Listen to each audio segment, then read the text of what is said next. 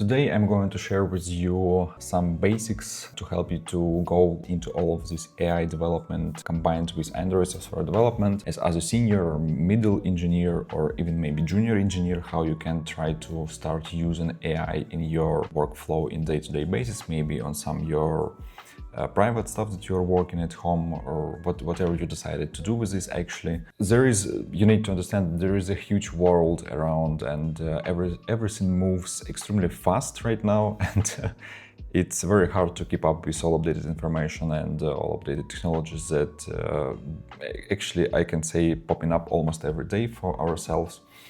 But what I'm going to do today is to show to you on a basics level how I personally use AI, so you will understand the behind the scene stuff that's going on the using some modern AI tools. Today I'm particularly will be talking about Cloudy Code because this is something that I've been using for the last 6 months or so exclusively.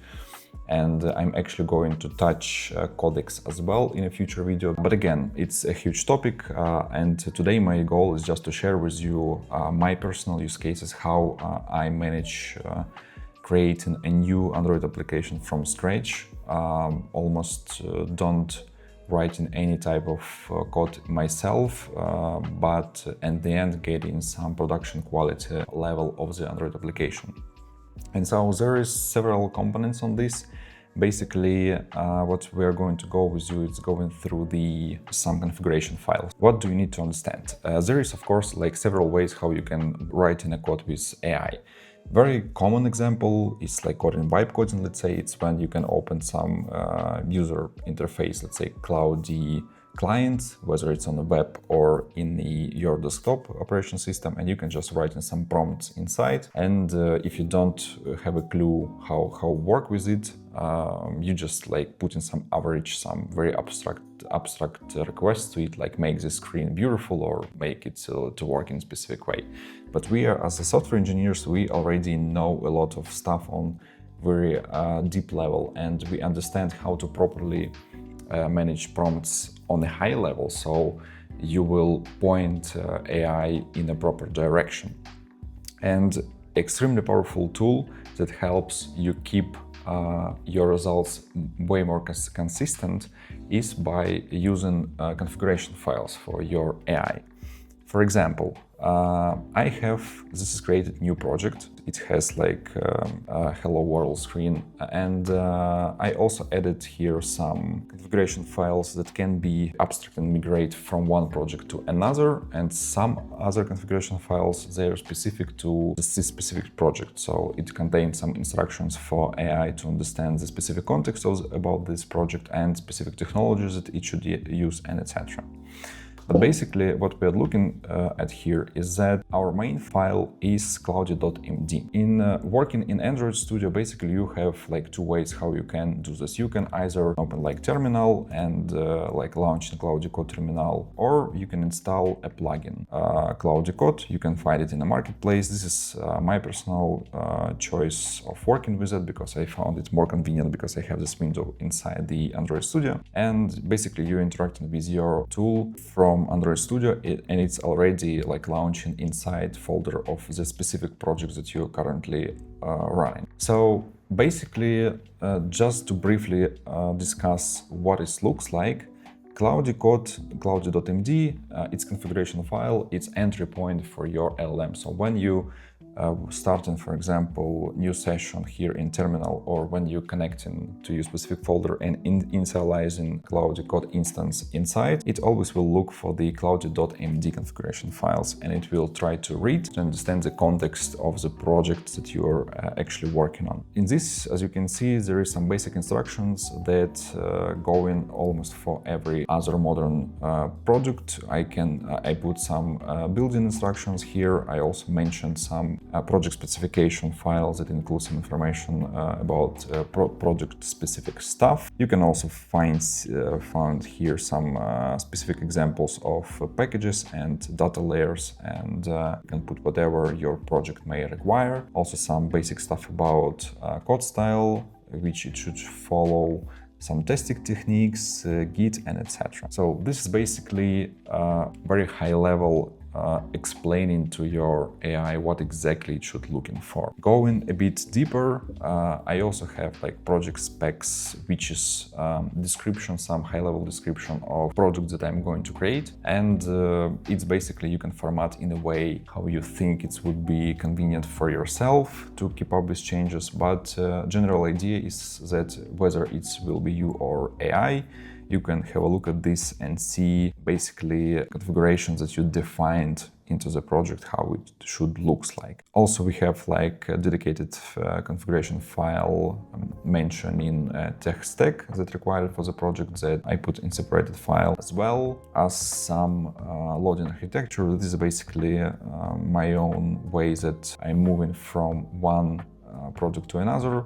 It's like before you would use, for example, create a dedicated library for that and just connect library into your project to be able to reuse specific component. This is another way how you can deal with it. You can just create a markdown file and describe the basic relationship between different components, how it should looks like, and how AI should interact with it. So basically that's it, what you need to understand on the high level how everything this works. You don't need to create actually several separate files. I just did it for my own convenience. When project become bigger and you have dedicated features, I usually prefer to even structure it inside folders.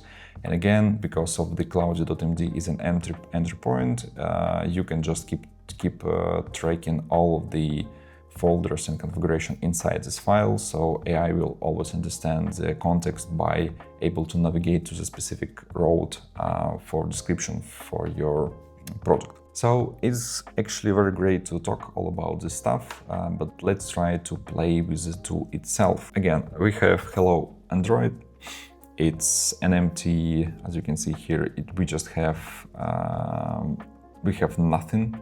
Pretty much we have just simple screen with simple composable function inside, and we don't have anything inside yet. So what we're trying to do right now is actually, I will try right now to talk with AI, explain it as I'm recording video, and I would like to create some basic feature set that will include, basically why I'm explaining it to you. Let's actually switch to AI, and you will actually hear the same that AI will, so you will understand. So I need you to create for me a markdown file describing the version 1 feature for MVP. That will not take a lot of time to create.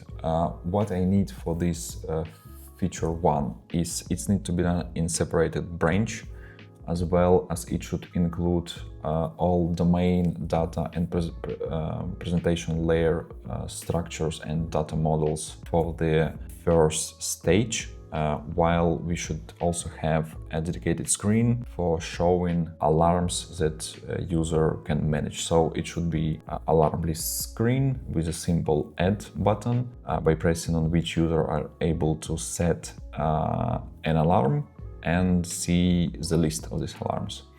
In first version, we don't need actually to create any type of alarms and setting up any alarm managers and background works and all of this stuff. We just need to have a repo, which will be abstract layer with some mocked data that always will return some hard-coded display models with added alarms, and user also will be able to manage it, like delete by swipe and add by, actually no, it won't be mocked. We still need to have a database that will store the alarms. Alarm also should able to has its name, so each alarm can have a label, and users are able to add and manage this alarm list on the alarm list screen. Basically, the idea here is that we don't need to create a lot of stuff right now. We just need to see how we can deal with all of this creating from scratch, a lot of different structures and everything like that. And things that I'm curious to see is how it's going to implement relationship with databases, how exactly it's going to store the alarms. Right, so it's created.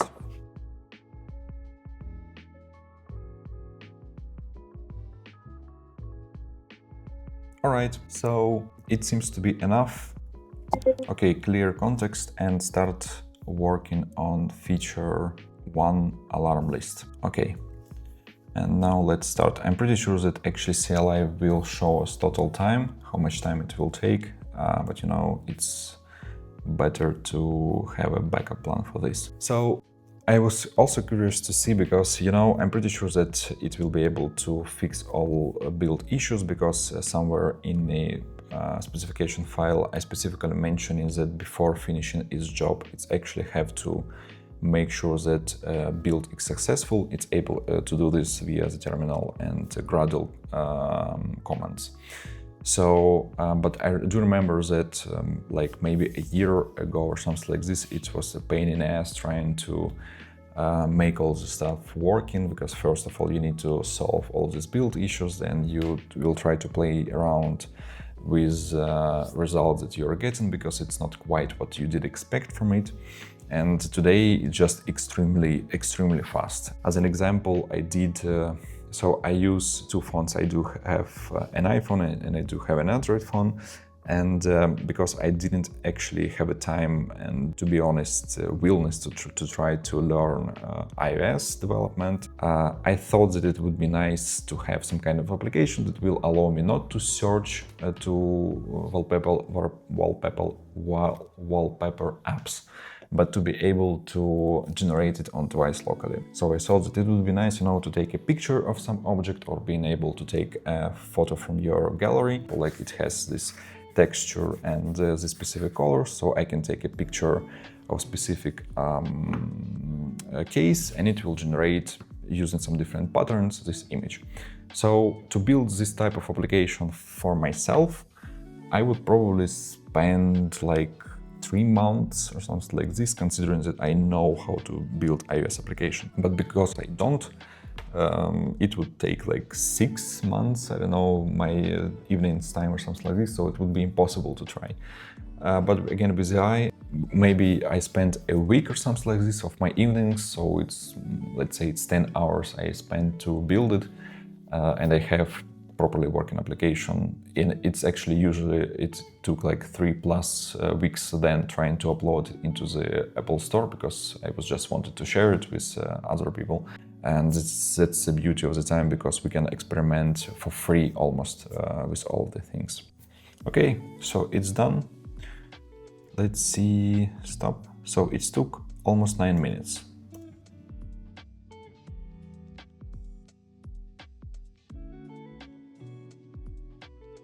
So yeah, this is the beauty of all these configuration files. You don't need to repeat and spend all of your time on explaining how exactly it should look like, because you can just mention it in one place and it will always, well, in my experience, it like follows it in 95% of the times.